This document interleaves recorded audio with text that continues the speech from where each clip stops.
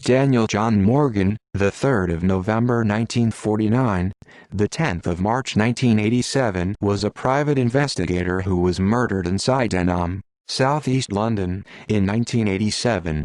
He was said to have been close to exposing police corruption.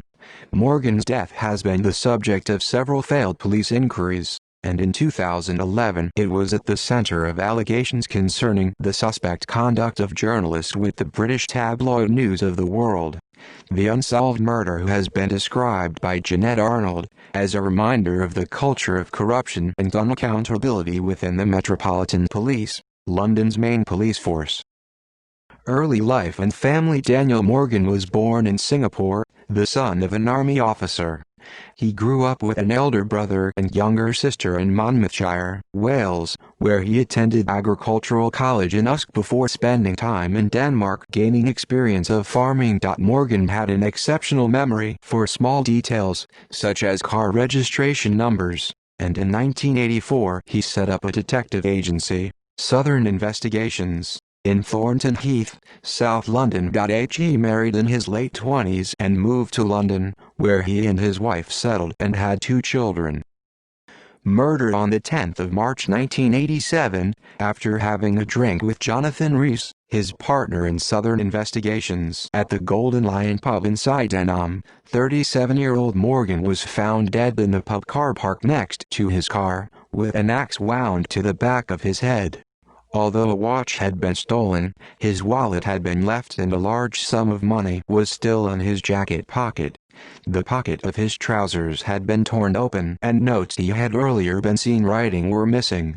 Subsequently, a match to the DNA sample found on Morgan's trouser pocket was apparently made.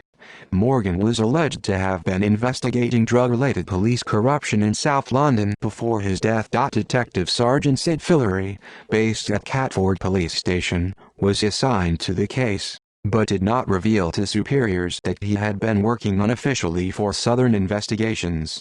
In April 1987, 6 individuals, including Sid Fillery and Jonathan Rees, the brothers Glenn and Gary Vine, and 2 Metropolitan Police officers, were arrested on suspicion of murder. However, all were eventually released without charge. At the inquest into Morgan's death in April 1988, it was alleged that Jonathan Rees, who had experienced disagreements with Morgan, told Kevin Lennon, an accountant at Southern Investigations, that police officers at Catford Police Station who were friends of his were either going to murder Morgan or would arrange it, and that Sid Fillery would replace Morgan as Rees's partner. When asked, Rees denied murdering Daniel Morgan. Sid Fillery, who had retired from the Metropolitan Police on medical grounds and joined Southern Investigations as Rees's business partner, was alleged by witnesses to have tampered with evidence and attempted to interfere with witnesses during the inquiry. In the summer of 1987, Detective Constable Ellen Taffy Holmes, who was an acquaintance of Morgan, was found to have committed suicide under mysterious circumstances. Daniel Morgan and Ellen Holmes allegedly collaborated on unveiling police corruption. The murder of Stephen Lawrence in 1993 and the following reports on police conduct brought further insight in ongoing police corruption in southeast London. Inquiries. In the 20 years following Morgan's death, 5 police inquiries were conducted. There were allegations of police corruption, drug trafficking and robbery. First, during an initial Metropolitan Police inquiry, Jonathan Rees and Sid Fillery were questioned, but both denied involvement in the murder. Second, after an inquiry by Hampshire Police in 1988, Jonathan Rees and another man were charged with the murder, but the charges were dropped because of a lack of evidence. The Hampshire Inquiry's 1989 report to the Police Complaints Authority stated that no evidence whatsoever had been found of police involvement in the murder. Sid Fillery retired from the Metropolitan Police on medical grounds and took over Daniel Morgan's position as Jonathan Rees's partner at Southern Investigations.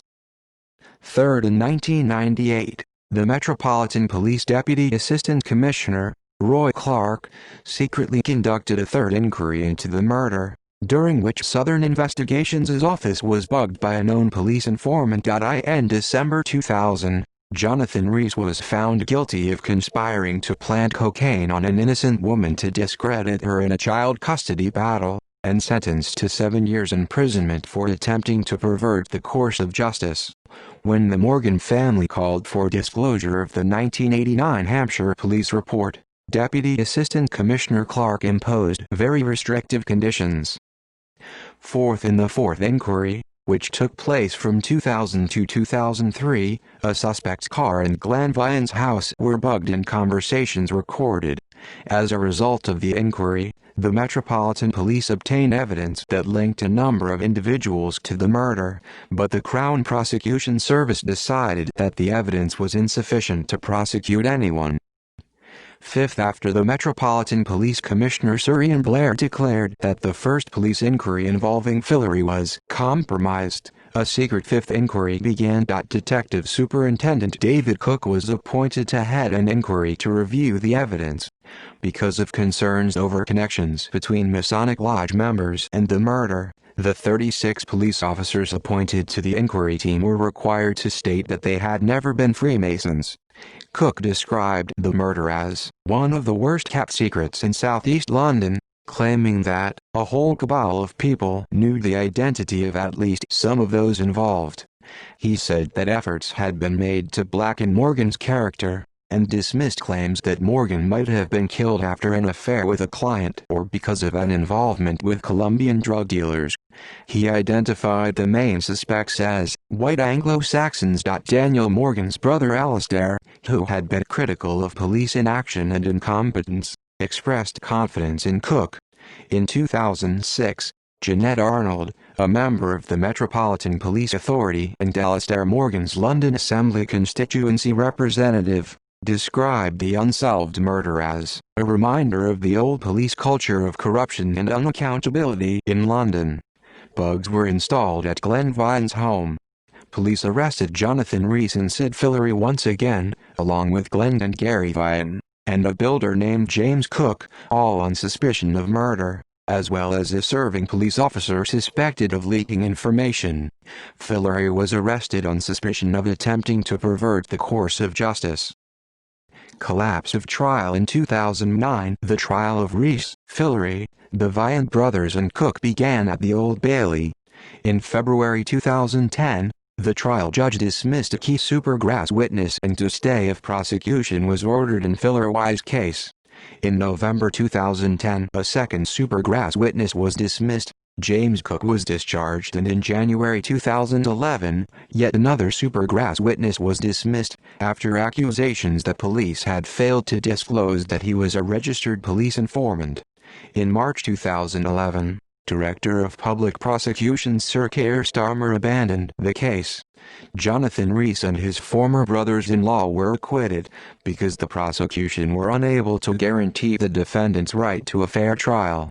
Charges against Fillory and another had already been dropped.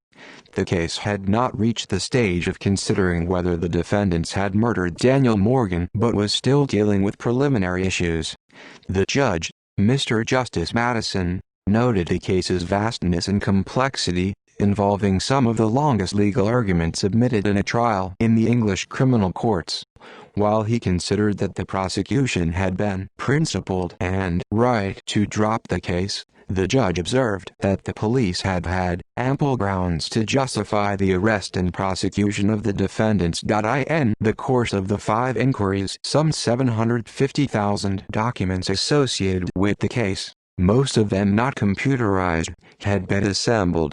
Some of these related to evidence provided by the criminal supergrasses that the defense claimed was too unreliable to be put to a jury.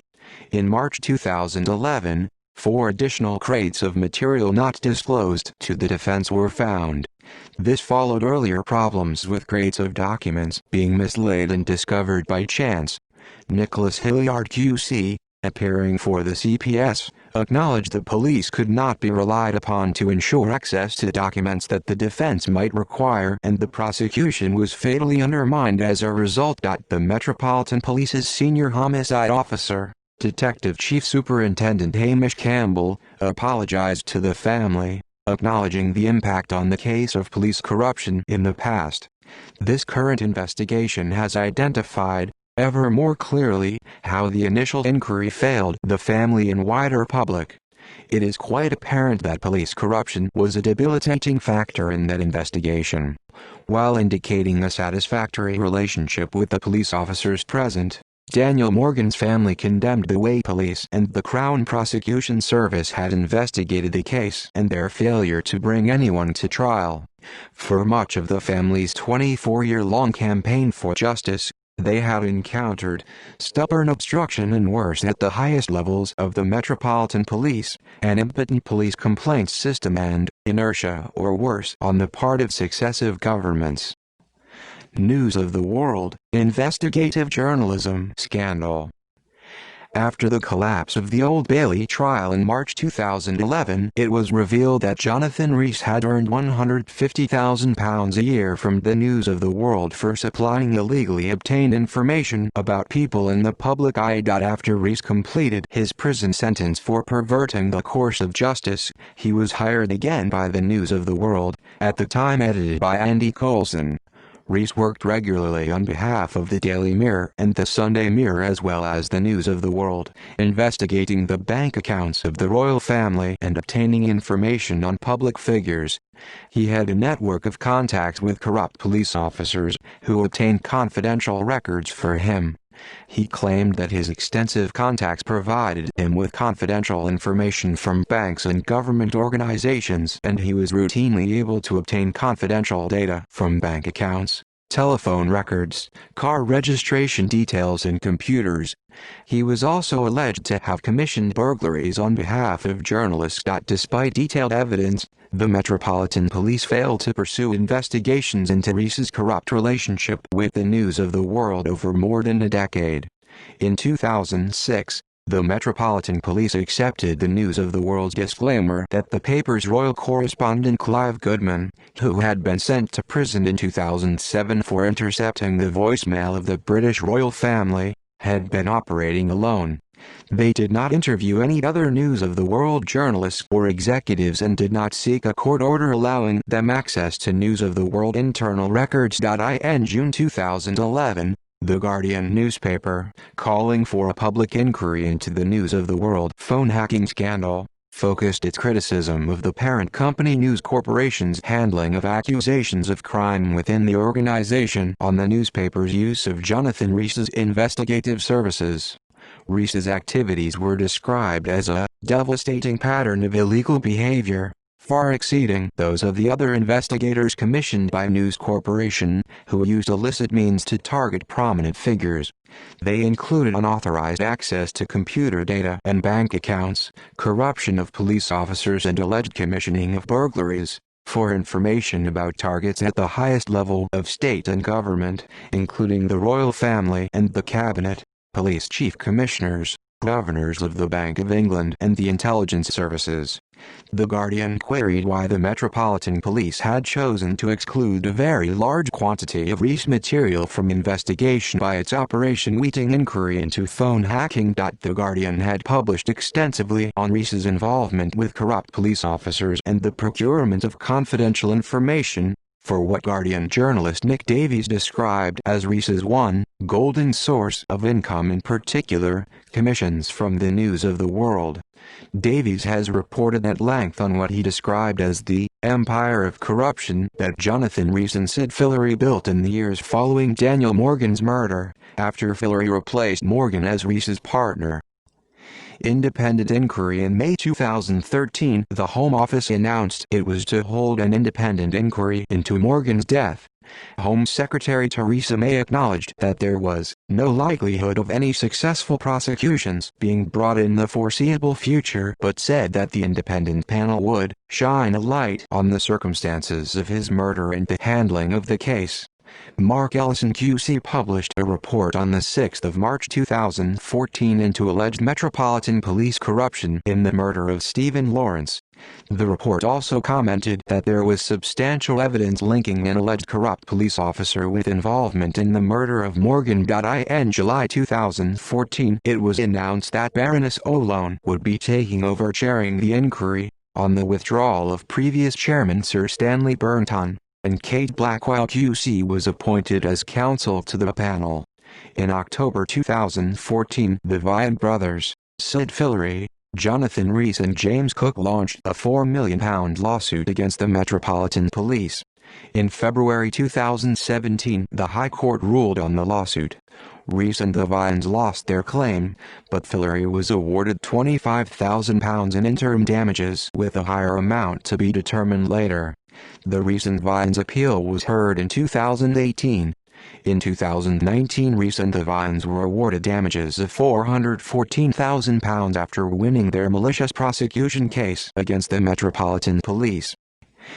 Podcast. In May 2016, Morgan's murder became the subject of a 10-part podcast, Untold, the Daniel Morgan murder, which topped the UK iTunes podcast chart. Channel 4 documentary Murder in the Car Park, a 3-part Channel 4 documentary about the murder, was first broadcast on UK television on the 15th of June 2020, ahead of the results of an independent inquiry. See also list of unsolved murders in the United Kingdom. Metropolitan Police role in phone hacking scandal. Phone hacking scandal reference list. References